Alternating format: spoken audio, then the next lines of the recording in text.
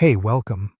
If you've ever stepped onto a UK train and thought, why does this feel a bit tighter than trains abroad? You're definitely not imagining it. There's a very real reason behind it, and it goes all the way back to the 1800s. When the railway network was first being built in Britain, engineers were working in the early days of rail travel. They designed tunnels, bridges, and platforms for the trains of that time, which were much smaller and slower than what we have today.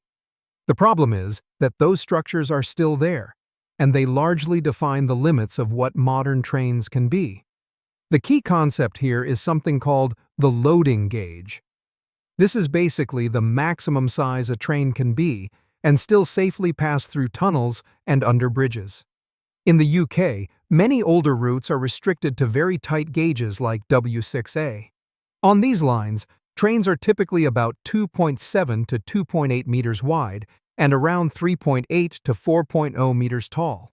Now compare that with many European rail systems where trains can be about 3.1 meters wide and in some high-speed networks even wider.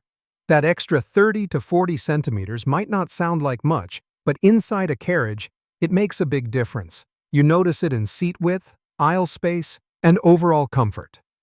Then there's Japan's famous Shinkansen. Those trains run on specially built lines with much larger tunnels, allowing wider carriages, around 3.3 meters across in some cases. That's one reason they feel so spacious, despite high speeds and heavy passenger demand. The UK also has another challenge: density. Many rail lines pass through historic cities and tightly packed urban areas. Expanding tunnels or rebuilding bridges would cost enormous amounts, often billions, and would disrupt services for years. That's why, instead of rebuilding the old network, the UK builds around it. Even today, most trains have to be designed to fit the narrowest parts of the system, not the newest or widest sections. However, change is slowly happening. Projects like High Speed 2 are being built with modern, larger specifications.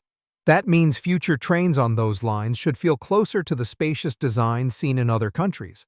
So the small feel of UK trains isn't really about modern choices. It's the result of a railway system shaped over 150 years ago, still working within its original physical limits. Subscribe this channel now for more videos.